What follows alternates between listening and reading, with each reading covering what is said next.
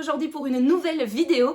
Je vous l'avais annoncé dans mes vlogs, je suis partie en vacances quelques semaines et bien évidemment je ne suis pas partie les valises vides, j'ai emporté avec moi quelques petites lectures et je me suis dit que ce serait bien de vous faire une vidéo spéciale retour de vacances pour vous présenter mes livres et également pour vous donner mon avis sur ceci. J'avais déjà fait un format similaire lors de mon retour de vacances, c'était au mois d'octobre quand j'étais partie au Japon et je sais que ce format vous avait bien plu et donc j'ai décidé de remettre le couvert cette fois-ci. Alors, lors de mon voyage au Japon, quand j'étais revenue, je vous avais fait également un super gros point culture au début de la vidéo parce qu'il y avait eu pas mal de changements au niveau de ma bibliothèque. J'avais ramené pas mal de chouettes souvenirs. Ici, pour mon voyage donc à Bali et à Singapour, j'ai pas acheté de souvenirs qui rentrent dans ma bibliothèque, dans mon cabinet de curiosité et qui changent mon fond YouTube. Donc je ne vais pas vraiment faire de point culture, mais j'ai quand même ramené un petit souvenir que je trouve intéressant à vous présenter parce que j'ai trouvé, et je vous assure que c'était pas évident de trouver ce type de souvenir, mais j'ai ramené un petit marque-page et donc ça servira de mini point culture pour cette vidéo parce que le marque-page en question, ça représente deux symboles de Singapour. Je vais vous le présenter d'un peu plus près. Je suis juste un peu dégoûtée parce que niveau qualité, c'est pas oufissime, il est déjà un peu abîmé. J'avais pourtant fait attention à ne pas le mouiller, à ne pas, enfin bref, voilà, à faire vraiment attention à ce marque-page, mais bon, apparemment il a, peut-être que l'air de la mer ou je ne sais pas, ou l'humidité ambiante ne lui plaît pas, mais en tout cas voilà, il est un petit peu abîmé, mais bon, bref, au moins on arrive encore à voir ce qu'il y a dessus. Donc voilà le petit marque-page souvenir que j'ai ramené donc de Singapour. On peut voir deux petites choses dessus, un peu les emblèmes de la ville. On a d'abord ici cette espèce de créature. J'espère que c'est pas trop flou. Je vais peut-être bouger ma tête pour que vous puissiez mieux voir. Voilà, cette espèce de petite créature ici, c'est le merlion, ou merlion en anglais, qui est donc le symbole de la ville de Singapour. Et en fait, cette créature est appelée comme ça parce qu'il a une tête de lion et il a un corps de sirène. Sirène, mermaid en anglais, donc mer, lion. Voilà, un petit peu pour son appellation. Et en dessous, vous avez plein d'orchidées. Et en fait, l'orchidée, c'est la fleur nationale de Singapour. Ils ont vraiment beaucoup d'orchidées là-bas. Ils ont même un parc, comment on dit, un parc avec plein d'orchidées. Décidément, je trouve pas mon vocabulaire. Et où ils font également des croisements de différentes orchidées pour créer des nouvelles orchidées, notamment quand il y a une personnalité mondiale, voilà, quelqu'un de connu qui vient à Singapour visiter ce jardin, il crée pour l'occasion une orchidée particulière. Et donc voilà, c'est pour ça qu'on retrouve ces deux symboles sur ce marque-page. Je le trouve vraiment trop beau, je trouve que ça fait un très chouette souvenir. Voilà, un peu dommage, comme je vous l'ai dit, qu'il soit déjà un petit peu oxydé, abîmé. Je vais essayer de voir si je peux pas le nettoyer, mais voilà, c'est pas... Ouais, niveau qualité, c'est pas ouf, mais c'est pas grave, ça fait quand même un super beau souvenir. D'autant plus que, vous le savez, si vous êtes des habitués de cette chaîne, j'adore ramener des marque-pages en souvenir. Et là, pour Singapour et Bali, c'était assez compliqué. Celui-là, je l'ai vraiment trouvé par hasard après avoir fait je ne sais pas combien de boutiques. On n'en trouve pas facilement, c'est pas évident dans ces deux pays de trouver des marque-pages, donc j'en ai ramené qu'un, mais c'est déjà pas mal, ça fait un beau souvenir et je suis vraiment contente d'avoir quand même pu en trouver au moins un. Voilà, du coup pour ce petit point culture et également explication des petits souvenirs que je me suis rapportés. C'est pas la seule chose bien évidemment qu'on a ramené de notre voyage, mais les autres souvenirs c'est pas très pertinent pour cette chaîne. Donc du coup on va passer maintenant à la partie qui vous intéresse, c'est-à-dire qu'est-ce que j'ai lu pendant mes vacances et qu'est-ce que j'en ai pensé. Je vous en avais déjà parlé dans le dernier vlog que j'ai posté juste avant de partir, mais j'ai emporté dans mes bagages 4 romans et j'ai lu 3,5 pendant mes vacances. C'est déjà pas mal, d'autant plus que le dernier, comme vous pouvez le voir, c'est un sacré pavé. J'en suis à la moitié. Et on va commencer tout de suite par ma première lecture qui est un Nicolas Lebel, c'est Le Jour des Morts. Donc ici c'est le deuxième tome de la saga qui met en scène donc le capitaine Merlich et son équipe, et on va les suivre ici sur une enquête d'assez grande ampleur, parce qu'en fait ils vont enquêter sur des meurtres par empoisonnement. Donc ils vont aller dans un hôpital où un patient a été empoisonné, puis ensuite ils vont aller sur les Champs-Élysées dans un appartement où une famille entière a été empoisonnée, et au fur et à mesure de cette enquête, en fait, ils vont remarquer que plusieurs personnes comme ça ont été empoisonnées, et ces personnes n'ont de prime abord aucun lien entre elles, et donc ils sont un petit peu dans le flou, ils ne comprennent pas trop pourquoi est-ce qu'on s'en prend à des personnes de manière totalement aléatoire et les empoisonner. Et puis en fait, au fur et à mesure de leur enquête, ils vont se rendre compte que eh bien, cette série d'empoisonnements, elle ne date pas d'hier. Elle est, en fait, ça fait depuis plus de 40 ans qu'il y a comme ça des meurtres mystérieux par empoisonnement. Et à chaque fois, le poison utilisé, c'est un poison très puissant et fait artisanalement. Et donc, grâce à ça, ils arrivent à relier comme ça plusieurs empoisonnements sur une longue période historique.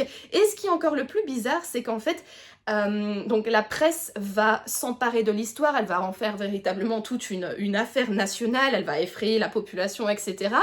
Et la presse va, et la police également, découvrir qu'en fait, l'empoisonneuse, parce que c'est une femme, elle a déjà été plusieurs fois repérée, que ce soit dans les alentours des différents meurtres. À chaque fois, on a repéré une dame, et cette dame, eh bien, elle a la trentaine. Sauf que les meurtres sont perpétrés depuis plus de 40 ans. Donc, comment est-ce possible ?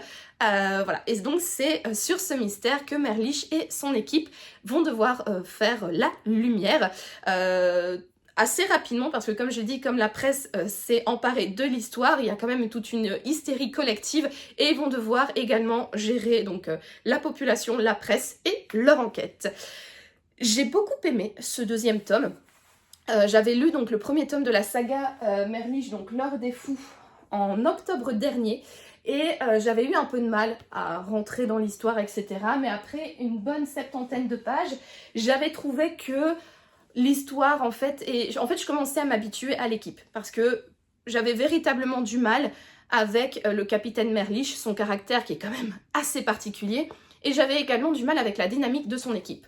Or, dans ce livre-ci, je peux vous dire que j'ai été plus que ravie de retrouver ces personnages, parce que finalement, Merlich, comme dit Nicolas Lebel, c'est un connard, et effectivement, il a totalement raison là-dessus. C'est pas quelqu'un de très sympathique, il a un sale caractère, il a des manières un petit peu particulières, il est un peu brut de décoffrage et il a parfois un humour relativement douteux. Mais c'est quand même, je trouve, un personnage qui est hyper attachant. En tout cas, moi, je le porte désormais dans mon cœur, et c'est l'un de mes enquêteurs préférés. Et j'ai véritablement eu un énorme plaisir à le retrouver. Également son équipe, que ce soit, comment il s'appelle, Dos Santos, et Latour, qui sont deux de ses coéquipiers. J'étais également extrêmement contente de les retrouver. Ils ont une dynamique particulière, mais je trouve ça les rend attachants, et finalement, je m'y suis totalement habituée, à tel point que, comme je l'ai dit, voilà, maintenant je les aime. J'aime cette équipe.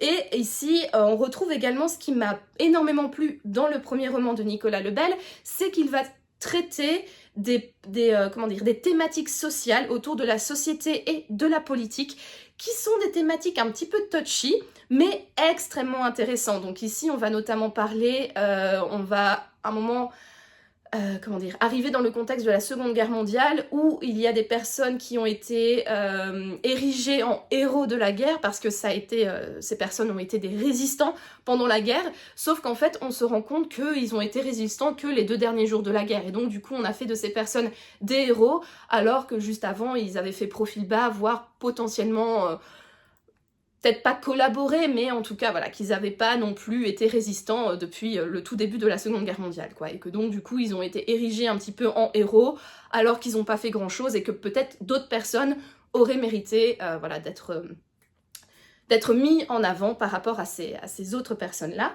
On va également avoir la thématique un petit peu justement de justice que parfois certaines personnes peuvent faire sur base de... Sur le fond, on peut comprendre pourquoi, mais voilà, c'est un petit peu exagéré. Donc voilà, on va avoir cette critique également là de justice personnelle que certaines personnes se font. Et d'un autre côté, on va également avoir la thématique de un peu détournement de fonds que peuvent parfois faire les politiques, toutes les magouilles qu'ils peuvent faire pour un petit peu détourner de l'argent, etc. Alors, peut-être pas le blanchir, je pense pas qu'il y a... Non, c'est pas vraiment du blanchiment d'argent, mais voilà. Comment les politiques parfois magouillent un petit peu avec le fric avec l'argent public, quoi. Voilà, donc ça, j'ai vraiment bien aimé également retrouver un petit peu cette thématique sociale extrêmement forte.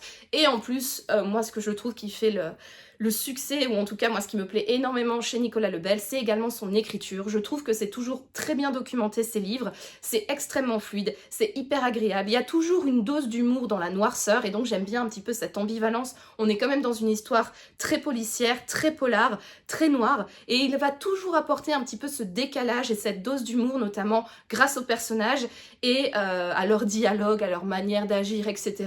Et ça c'est vraiment quelque chose qui me plaît énormément. Voilà, donc je trouve que c'était vraiment un chouette livre, c'était très agréable à lire, j'ai été portée par cette histoire et j'ai vraiment bien aimé. Là où peut-être je mettrais un petit point négatif, voilà, c'est que je trouve que autant la psychologie des personnages principaux, donc du capitaine Merlich et de son équipe, donc Dos Santos et Latour, je trouve que c'est très bien fouillé. On est vraiment ici dans un roman où on va suivre le quotidien des policiers également, où on va vraiment avoir un bon descriptif de leur vie, de leur psychologie, de comment ils pensent, etc. Donc ça, j'ai trouvé ça super. En revanche, en tout cas dans celui-là, je trouve que la psychologie des méchants n'est pas assez développée. J'ai trouvé qu'en fait, ça aurait mérité un petit approfondissement, en tout cas d'aller un petit peu plus loin dans la psychologie des personnages méchants et pas juste évoquer les motivations et les faits, mais aller creuser un petit peu plus. Et donc là, j'ai trouvé malheureusement qu'il y avait un petit décalage. Autant je trouve que c'est bien de suivre les personnages principaux parce qu'on va les retrouver pendant 5 tomes, mais autant je trouve qu'il y a eu un petit peu de bâclage, c'était un petit peu bâclé autour de la psychologie des personnages méchants de l'empoisonneuse. Voilà. Donc très très bonne lecture.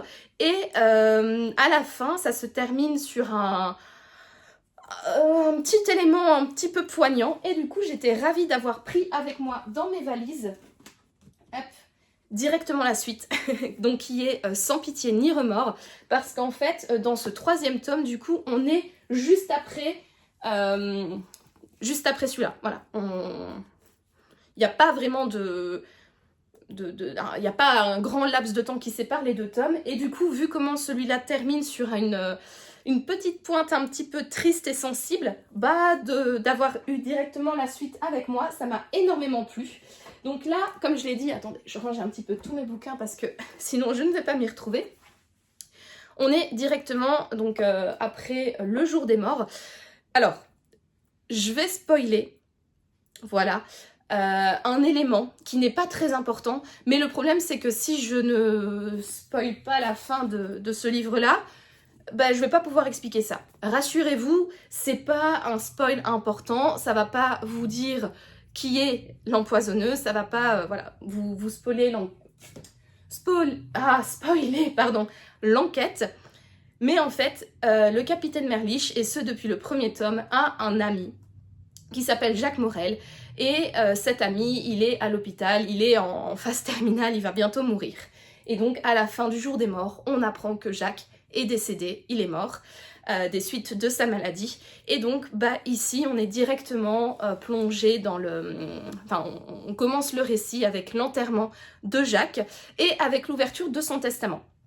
Et bien évidemment, il lègue tout à son meilleur ami, donc le capitaine Merlich, et il va également lui léguer un diamant brut. Voilà, donc dans une enveloppe de son testament, il y a un diamant, ah là là, décidément, il y a un diamant brut, et ce diamant, en fait, il était en fait incrusté sur une statue africaine qui a disparu des années avant de réapparaître donc, dans le testament de Jacques, parce qu'en fait, cette statue, c'était une statue qui faisait partie des collections du musée d'Afrique et d'Océanie, du musée d'art... Attendez, c'est comment encore? Le musée d'art d'Afrique et d'Océanie, je pense que c'est ça. Oui, c'est ça. musée des arts d'Afrique et d'Océanie. Voilà, donc cette statue, en fait, en 2013, il me semble, ce musée a fermé ses portes et donc il a fallu déménager toutes les collections. Et quand on fait comme ça un gros déménagement des collections, c'est supervisé par plusieurs personnes, dont notamment des policiers. Et là, en l'occurrence, le déménagement était mis sous la protection, entre guillemets, policière, la surveillance policière de Jacques Morel. Et il y a eu pas mal d'objets qui ont disparu lors de ce déménagement des collections, dont une statue inestimable qui avait donc à la place des yeux des diamants. Et le diamant que Merlich récupère dans le testament, c'est l'un des 2 yeux de la statue. Et donc, bien évidemment, il y avait sur place lors de l'ouverture du testament un policier qui gère, qui est sur cette enquête. Et forcément, l'œil fait son grand retour dans le testament de Jacques Morel. Jacques Morel s'était occupé du déménagement et donc tout l'accuse. Et le policier en charge de l'enquête accuse Jacques Morel de vol et va donc essayer de remonter jusqu'à la statue originelle. Et donc du coup, Merlich, lui, il est pas du tout content, il est pas du tout d'accord parce que pour lui, son ami, si c'était un voleur, il l'aurait su, il lui aurait dit, c'est pas possible de souiller comme ça la mémoire de son ami. Et donc Merlich va également aider cet autre enquêteur pour faire lever le voile sur ce mystère, mais pas dans le but de retrouver la statue ou quoi, ça il en a rien à faire, juste pour prouver que son ami, il est innocent. Et donc on va être lancé comme ça dans une chasse au trésor pour faire un peu savoir ce qu'il s'est passé. Et alors, en parallèle de tout cela, on va avoir donc l'équipe de Merlich qui va être chapeautée par un autre personnage totalement détestable. Et eux, ils vont être mis en fait sur donc, il va y avoir une personne qui a été retrouvée morte, elle s'est suicidée. Et en fait, en gérant l'enquête de ce suicide, ils vont être en contact avec une dame qui aura demandé, entre guillemets, la protection de la police.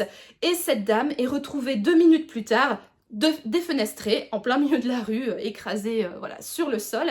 Et donc, pour la tour, c'est pas normal. Pourquoi cette femme aurait demandé la protection de la police juste avant de se suicider? Et donc comme ça, ils vont remonter un petit peu la piste de suicide assez suspect et ça va les mettre sur les traces de tueurs qui sont prêts à tout. Voilà, des tueurs qui n'ont aucun scrupule de tuer les gens, etc. Des tueurs sanguinaires. Et on va se rendre compte que ces tueurs sanguinaires, ils ont également un lien avec la quête de Merlich, parce que les 2 personnes, donc la dame qui s'est défenestrée et le premier suicide que la Tour et Dos Santos ont géré au début de l'histoire, comme par hasard, ces 2 personnes-là, elles travaillaient également à l'époque au musée des arts d'Afrique et d'Océanie. Et donc, en fait, les 2 enquêtes vont se rejoindre, vont n'en faire qu'une, et on va partir comme ça, véritablement, sur une enquête menée tambour battant, qui n'a pas... Enfin, vraiment, on lit ce livre en apnée. Attendez. Il va falloir que je me mouche, je reviens tout de suite. Voilà, je suis de retour avec un nez tout propre. Donc je disais, on lit ce livre en apnée.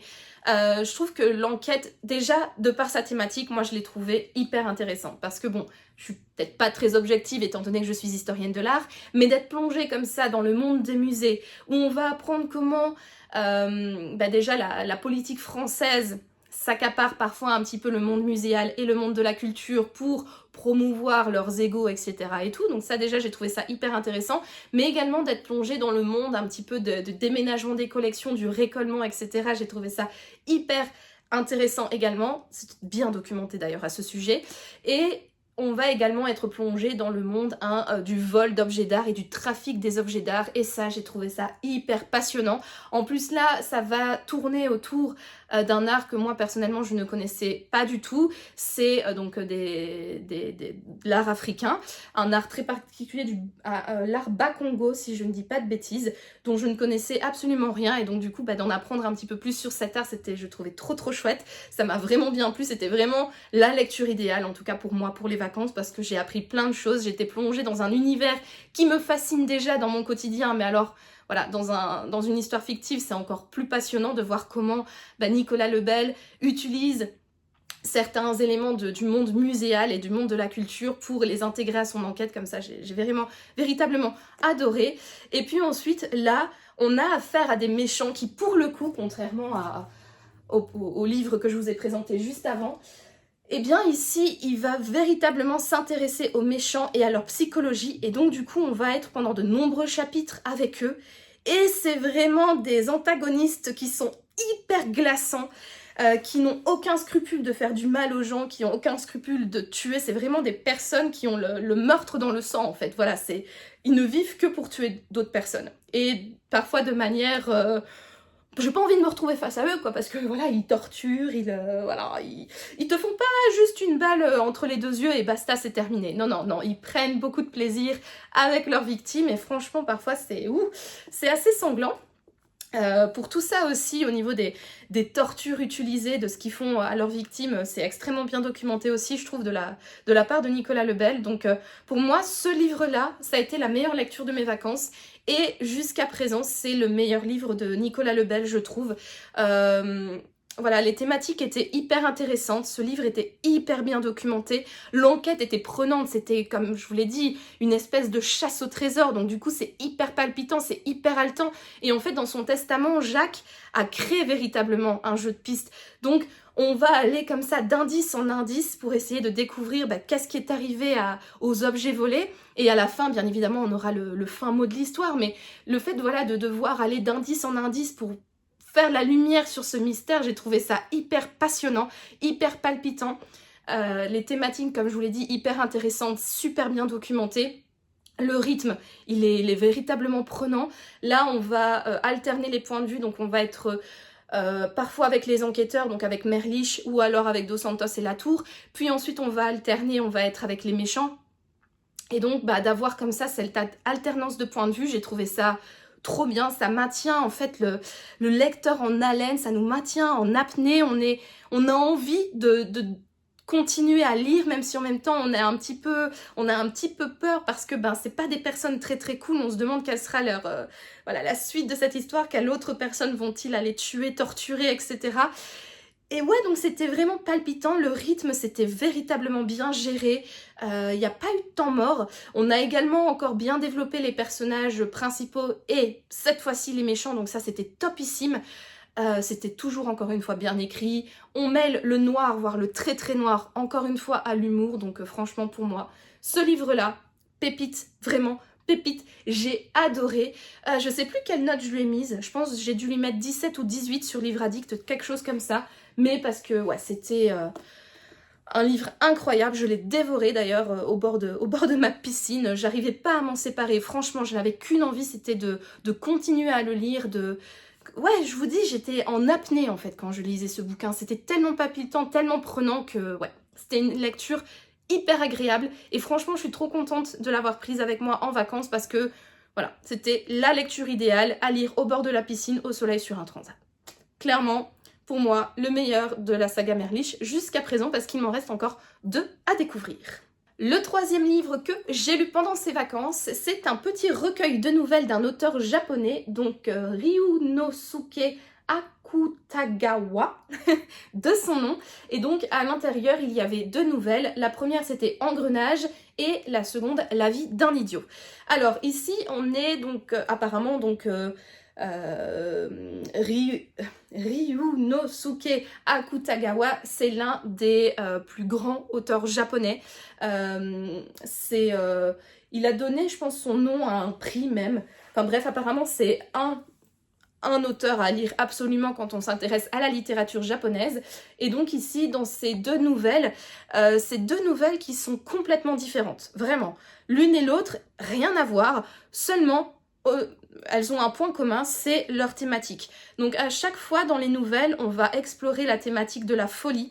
On va explorer également la thématique de la mort, donc de la folie qui mène jusqu'à la mort et de cette fascination entre guillemets pour la mort. Enfin voilà, c'est... Ouais, c'est... En fait, il y a un malaise croissant dans les deux nouvelles. On va explorer les peurs, on va explorer les angoisses. Et en fait, on va explorer un petit peu cette lassitude par rapport à la vie, parce qu'il faut savoir que l'auteur, en fait, dans la vraie vie, il s'est suicidé, et on va véritablement sentir, en fait, cette lassitude de vivre, et donc cet attrait, entre guillemets, ou en tout cas ce basculement vers la volonté de mourir, et cette pseudo-fascination un petit peu lugubre pour la mort. Et on va également retrouver comme thématique principale la littérature, parce que cet auteur c'était un grand lettré, il avait une grande connaissance de la littérature occidentale, donc Maupassant, etc. Il cite énormément des auteurs français, Proust également, si je ne dis pas de bêtises, enfin, des auteurs d'un peu de diverses nationalités, mais plutôt donc occidentales, hein. Également quelques auteurs japonais, mais voilà, on va voir qu'il a véritablement une fascination pour la littérature occidentale. Et donc, dans Engrenage, ça raconte, attendez que je me souvienne, c'est en fait un homme qui va voir dans son quotidien différents signes, en fait qui montrent qu'il bascule vers la folie. Et également, du coup, le fait de devenir fou, ça l'attriste, ça l'inquiète, etc. Et donc, du coup, on va avoir encore une fois ce petit attrait ou ce petit, comment dire, cet intérêt pour la mort, le suicide, etc. Parce que voilà, il va basculer tout doucement dans la folie et il n'y a pas vraiment d'échappatoire positive à cette situation. Et de l'autre côté, donc le récit Engrenage, pardon, est écrit, il me semble, à la première personne du singulier, oui, contrairement à La vie d'un idiot. Et en fait, ce qui est hyper intéressant, c'est que La vie d'un idiot, en fait, c'est un peu son journal autobiographique qu'il a écrit juste avant de se donner la mort. Il a laissé le choix à l'un de ses amis de publier ce journal ou pas. Mais en fait, ce journal va être écrit, donc autobiographique, hein, va être écrit à la troisième personne du singulier. Et donc là, on trouve encore une fois un gros décalage entre Engrenage et La vie d'un idiot, parce qu'on sent que Engrenage est véritablement inspiré également de sa vie, sans être un journal autobiographique. Et pourtant, donc c'est donc la réalité, mais la fiction écrit en jeu, et pourtant son autobiographie, son journal, son testament littéraire est écrit à la troisième personne du singulier. Donc je trouve que le décalage est véritablement intéressant. Et en plus, La vie d'un idiot, donc cette espèce de testament, c'est pas un récit, donc par exemple là je vous montre Engrenage, donc c'est une nouvelle, voilà, classique, hein, un récit continu, etc., qui est, voilà, quelques petits chapitres, etc. Mais par contre, en fait, La vie d'un idiot, ça va être des petits récits comme ça, à chaque fois autour d'une thématique, donc d'un souvenir, d'une pensée qui a donc ponctué sa vie, donc le fait d'être amoureux, le fait de devenir parent, le fait d'écrire son art, de se sentir mal dans son époque, etc. Voilà, ça va être à chaque fois des petites thématiques qu'il va traiter dans des petits chapitres, mais de manière très succincte. Voilà. C'est assez particulier, c'est un petit peu décousu. C'est vraiment en fait des points majeurs de sa vie. Je pense qu'il y en a 51 en tout, si je ne dis pas de bêtises. Ouais, c'est ça.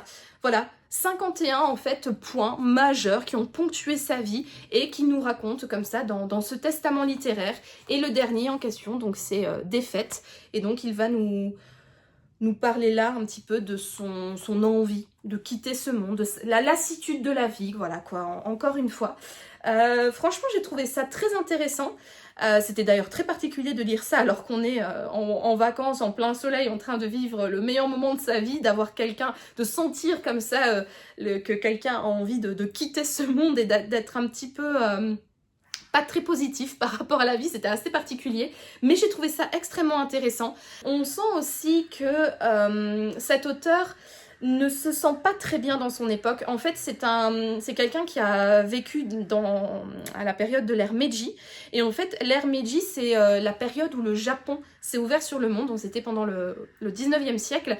Et donc, quand le Japon s'est ouvert sur le monde, il y a eu un énorme contraste entre le Japon très à l'ancienne, très traditionnel, très fermé sur lui-même, voilà, face à un monde qui s'ouvre sur l'extérieur, sur les autres, ou qui est en perpétuelle modification, où il y a des nouvelles choses qui apparaissent et qui mettent un petit peu en question la tradition hein, de séculaire et voilà du Japon. Et donc c'est intéressant de voir que d'un côté il est très attaché à la tradition et à la manière dont il a été éduqué par rapport en fait à ce pays qui est en pleine mutation et cette ouverture, et lui qui est lui-même également très ouvert sur le monde occidental. Comme je vous l'ai dit, il connaissait pas mal d'auteurs, il lisait pas mal d'auteurs occidentaux, et donc voilà, il y a véritablement ce contraste et on sent qu'il est tiraillé en fait entre les deux. On sent qu'il ne se sent pas très bien dans son époque, il se sent pas très bien dans ce pays, et c'est très particulier véritablement cette littérature. J'ai été véritablement contente de découvrir cet auteur, un petit peu son univers. Il me semble que j'ai encore un recueil de nouvelles dans ma palle de lui, et j'ai hâte de le lire du coup pour voir est-ce que les thématiques que j'ai évoquées donc aujourd'hui avec vous se retrouvent également dans ce livre-là. Est-ce qu'on ressent également dans un autre récit sa lassitude, son envie de... voilà, son cul entre deux chaises, voilà, entre la tradition, la modernité, l'ouverture sur le monde, etc. Et également sa lassitude par rapport à la vie. Donc j'ai hâte de découvrir, mais en tout cas pour moi ça a été une très très belle découverte. Et franchement, si vous avez envie voilà, si vous avez un intérêt pour la littérature japonaise, honnêtement, ce recueil de nouvelles-là, je vous le conseille fortement. Ça se lit vite en plus, hein, c'est tout petit, ça fait même pas 100 pages. Ça se lit vite et c'est très intéressant. Mais par contre, comme je le dis, les thématiques sont quand même un petit peu... voilà, donc à ne pas lire si vous êtes déprimé. Et enfin, le 4e livre que j'ai emporté avec moi et que j'ai lu à moitié, il s'agit du 5e tome de la saga des 7 sœurs de Lucinda Riley, donc la sœur de la lune. Dans cette histoire, on va suivre Tiggy, qui donc travaille en Écosse. Tiggy, c'est la sœur la plus spirituelle, c'est celle qui a une connexion particulière avec le monde, la nature et les animaux. Et elle vit, en fait, elle est zoologue ou quelque chose comme ça. Enfin, elle travaille avec les animaux, quoi. Et elle va s'occuper de la réintroduction de chasse sauvage en Écosse et sur un domaine qui appartient à l'Erde. Enfin voilà, donc elle va s'occuper un petit peu de la réintroduction de ces chats sauvages, et en fait elle va découvrir sur le territoire de ce château écossais un gitan qui va lui apprendre qu'en fait elle est issue d'une grande lignée de gitans qui étaient danseurs et musiciens professionnels et qui ont parcouru le monde et eu pas mal de succès à travers tout le monde. Et par un petit peu poussée par certaines personnes qui ne sont pas très sympathiques avec elle, Tiggy va décider donc d'aller également en Espagne, à Grenade plus précisément, pour partir à la recherche donc de ses origines, de cette famille, et en apprendre plus du coup sur ses ancêtres et ses parents. Alors ici, on reste donc dans le schéma traditionnel de la saga des 7 sœurs, donc ça veut dire qu'on va alterner entre passé et présent. On va suivre donc Tiggy voilà, qui part à la recherche de ses origines, et puis ensuite on va alterner avec ses ancêtres, et Lucinda Riley a toujours comme particularité de nous mettre sur les traces d'une femme forte, intéressante, qui fait partie qui n'est pas la mère de l'une des sœurs, mais qui est une ancêtre éloignée, et on va apprendre après petit à petit qui sont donc les arrière-grands-parents, grands-parents, parents, etc. petit à petit, mais on va avoir quand même un focus particulier sur d'autres membres de la famille. Ici en l'occurrence on va suivre, donc moi je suis à la page 425, je suis à peu près à la moitié du bouquin, et là on va seulement maintenant partir à la rencontre de Lucia, qui est la grand-mère de Tiggy. Et juste avant cela, on avait d'abord eu un petit focus sur Maria, qui est l'arrière-grand-mère de Tiggy, qui est la maman de Lucia. Et on va être plongé avec elle donc dans véritablement le monde des gitans en Espagne. Et on va petit à petit, je suppose, basculer vers le monde du flamenco, de la danse et de la musique, parce que Lucia, c'est une danseuse avec énormément de talent. Et à la fin de la première partie au passé, on apprend que Lucia va quitter sa famille très jeune pour aller à Barcelone pour justement essayer de trouver le succès avec son père qui est musicien. Voilà. Donc on retrouve voilà cette caractéristique, donc passé, présent, et sur un focus sur les femmes fortes qui font partie des ancêtres d'une des sœurs. Et également, on va avoir comme particularité qu'on retrouve ici un amour un petit peu malheureux. Voilà, toutes les femmes du passé, en tout cas jusqu'à présent dans les récits de Lucinda Riley dans la saga des 7 sœurs, elles n'ont pas de chance en amour, hein. Vraiment, à chaque fois, elles tombent sur des personnes qui sont pas très sympathiques, qui n'en ont un peu rien à foutre d'elles, et elles ont toujours un destin un petit peu tragique et malheureux. J'en rigole, mais c'est pas drôle, quoi. C'est un peu triste, mais bon, voilà, on est quand même dans un schéma assez répétitif. Alors moi, personnellement, qu'il y ait pas mal de répétitions, pas mal de points communs entre les différents tomes, ça me dérange pas. Moi je trouve ça très prenant, c'est hyper agréable, c'est un peu divertissant, c'est un peu convenu, donc il y a un petit peu ce côté, on est de retour à la maison, on sait vers quoi on va aller, etc. Moi personnellement, ça me dérange pas qu'elle se renouvelle pas à ce point de vue-là. Là où je trouve toujours les livres de Lucinda Riley hyper intéressants, c'est notamment ce renouvellement au niveau des thématiques. Donc dans le premier tome, par exemple, avec Maya, on va être plongé dans le monde des sculpteurs, des artistes à Paris. Dans le deuxième tome, ça va être le monde des musiciens et des chanteurs en Norvège, Suède ou Finlande, enfin je ne sais plus, mais un des pays nordiques. Dans le troisième tome, on va être plongé dans le monde de la littérature. Dans le quatrième tome, ça va être le business autour des fermes perlières.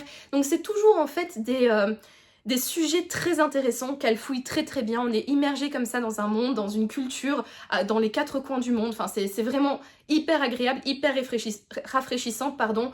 Personnellement, j'apprends plein de trucs, donc ça me plaît énormément. Après, malheureusement, pour ce 4e tome, à voir pour la suite, hein, peut-être que quand on va suivre Lucia, donc dans sa vie, je suppose, de danseuse professionnelle, on verra. Peut-être que j'aurai un petit peu plus d'intérêt, mais là pour l'instant, j'avoue que d'être plongée dans le monde des gitans, le monde du flamenco, de la musique en Espagne, moi personnellement je trouve ça intéressant, enfin je lis quand même avec plaisir, mais c'est pas véritablement un sujet qui m'intéresse. J'ai jamais été attirée par l'Espagne, par sa culture, par son histoire. C'est pas vraiment un pays qui m'intéresse véritablement, donc c'est clair que j'ai un petit peu moins d'intérêt pour l'histoire au passé que pour les histoires au passé des 4 tomes précédents.